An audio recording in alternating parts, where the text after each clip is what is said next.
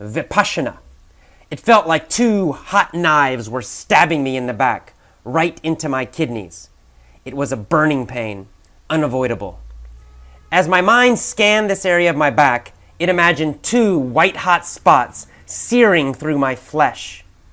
My knees also burned. My ankles burned. My feet were numb with a dull ache. But my back was the worst. I felt a wave of panic, butterflies in my stomach, and a tremendous urge to get up and run away. I gulped, refocused my mind on the sensations in my body, and remained still. I tried to follow the advisor's instructions. Don't flee from the pain. Go deeply into it. My mind concentrated on the burning kidneys. I tried to observe the pain dispassionately. What was it exactly? What is pain? What exactly did it feel? How large was the painful area? How deep? As I delved into the pain, an amazing thing happened. The panic and fear drained away. My body heaved suddenly with a long, slow, very deep breath. As I exhaled, I felt a deep sense of calm wash through me.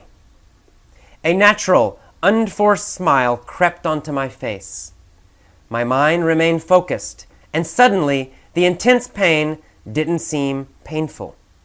I noticed that the pain was, in fact, an area of more intense vibration, but I was no longer experiencing it as something to escape or avoid. That was the moment I broke through. At the end of the 8th day of a 10-day Vipassana meditation course. Vipassana is a form of meditation, sometimes translated to English as insight meditation. It consists of a deep and systematic observation of one's mind and body. Vipassana has many variants and is taught by many different meditation schools, teachers, and groups. The course I took followed the methods of S.N. Goenka.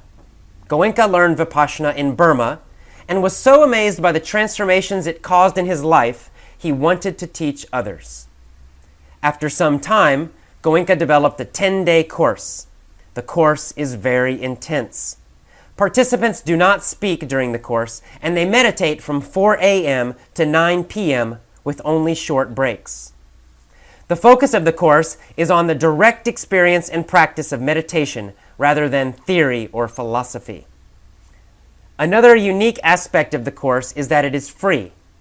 At the end of the course, participants may give a donation if they wish to help others do the course, but this is voluntary and there is no coercion. When I finished the course, I felt a powerful sense of calm. I felt centered. My mind was clearer than it had ever been. The course was one of the most powerful experiences I've ever had in my life, and one of the most positive. Unfortunately, that was almost 3.5 years ago. Initially, I continued to meditate after the course, but slowly I got out of the practice. It's been quite a while now. As a result, I feel my mind and emotions have grown volatile and unstable again, which, lately, has gotten me thinking about Vipassana. There are Vipassana courses in centers all over the world, so it would be easy to find one. To learn more, go to www.dhamma.org. That's DHAMMA.org.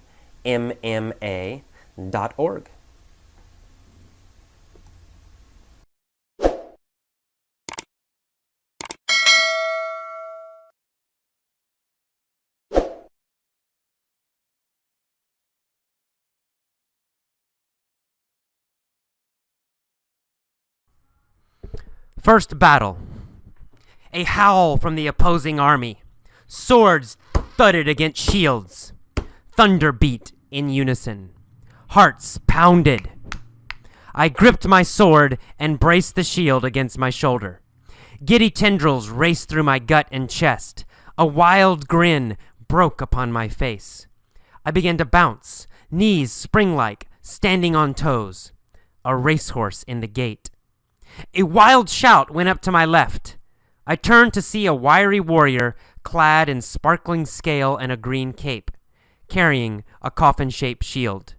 He strode the front of our lines, turned to our enemies, and threw insults against them. Cowardly vermin of Trimaris, prepare to die. He shook his sword, and our army let out a cackling howl. Goosebumps spread across arms and belly. I thudded the butt of my rattan sword on the inside of the shield. Our lines advanced. The enemy continued drumming their shields, and likewise strode forward.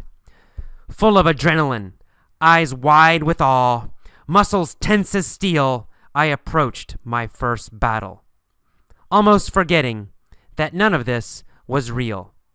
No one would die. No one would kill.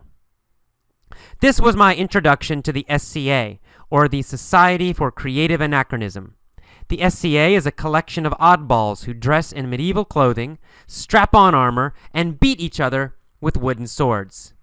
They also dance, sing, and create works of art. The group is a collection of outlandish creatives, hyper-intelligent geeks, talented artists, Hamish performers, history buffs, academics, poets, social misfits, and folks who simply refuse to succumb to the drudgery of being normal. I was a member for nearly 10 years and loved every minute. The heart of the SCA is the weekend event, an affair that revolves around a number of semi-historic activities, usually held at a state park. Typically, a battle or tournament is the centerpiece of the event. My first battle was small by today's standards. Each army had only 100 people. The group now hosts battles which involve thousands of participants. The largest is held annually in Pennsylvania in August and is known as the Pennsic War. As the Pennsic example implies, SCA groups and events are spread throughout the United States. In fact, the group is growing internationally, especially in Europe.